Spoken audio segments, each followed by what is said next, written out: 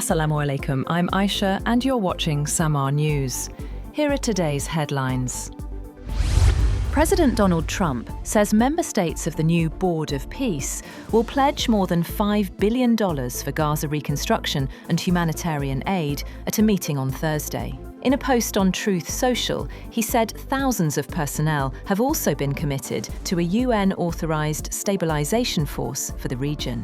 The initiative follows a Security Council resolution backing the post-war plan for Gaza. At least 11 Palestinians have been killed in Israeli airstrikes across the northern and southern Gaza Strip. Medics said an airstrike on a tent encampment sheltering displaced families killed at least 4 people. Health officials reported that another strike in Khan Younis in southern Gaza left 5 dead, and another person was shot dead in the north.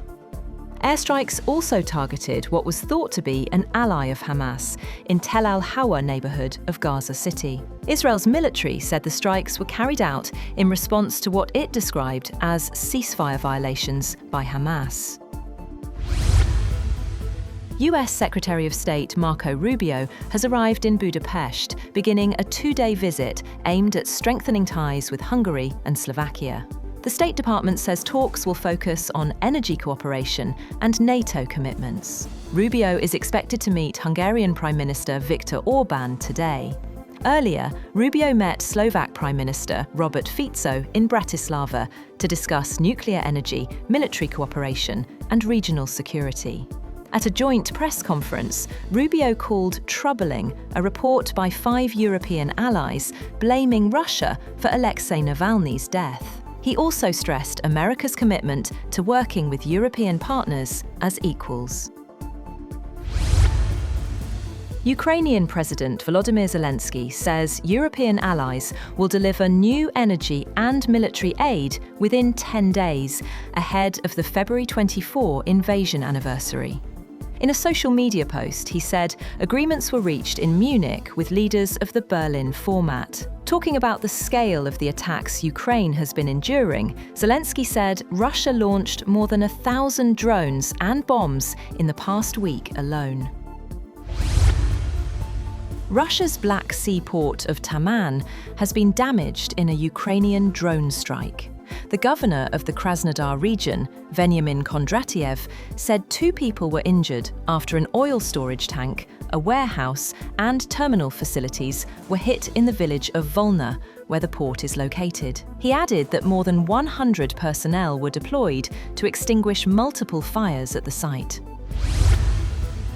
The US military is preparing for the possibility of sustained, weeks-long operations against Iran, should President Donald Trump order an attack. 2 US officials said the planning reflects the potential for a far more serious conflict than previously seen between the 2 countries. The development comes as diplomatic efforts between Washington and Tehran continue, raising the stakes for ongoing negotiations.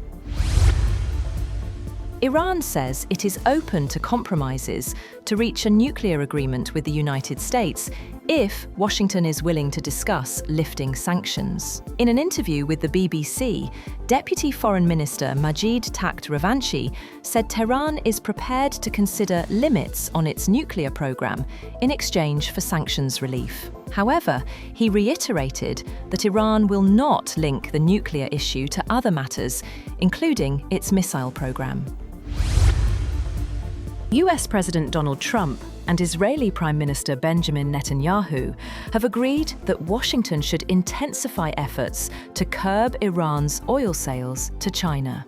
Citing 2 US officials briefed on the matter, a report by Axios said the agreement was reached during a White House meeting on Wednesday. A senior US official was quoted as saying the 2 leaders agreed to pursue maximum pressure on Iran, including targeting its oil exports to China.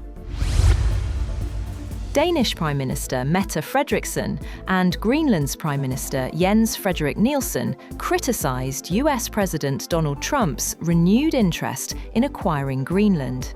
Speaking at the Munich Security Conference, they called the pressure unacceptable and warned it could destabilise global security.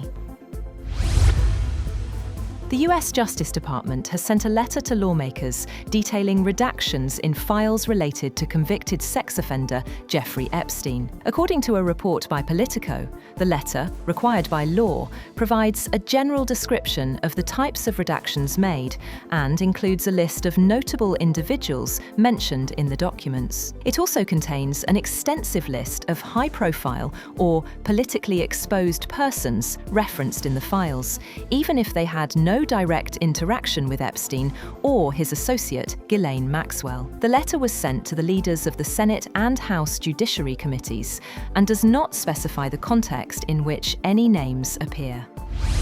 Taiwan says China is the real threat to regional security, pushing back against remarks made by Beijing's top diplomat at the Munich Security Conference. Taiwan's Foreign Minister Lin Chia-lung accused China of hypocrisy, saying Beijing claims to uphold UN principles of peace while increasing pressure on Taiwan. China considers democratically governed Taiwan as its own territory, a claim the government in Taipei rejects, insisting that only the people of Taiwan can decide their future. That's all for now. For more updates, visit www.samaa.tv. Thank you for watching Samaa News.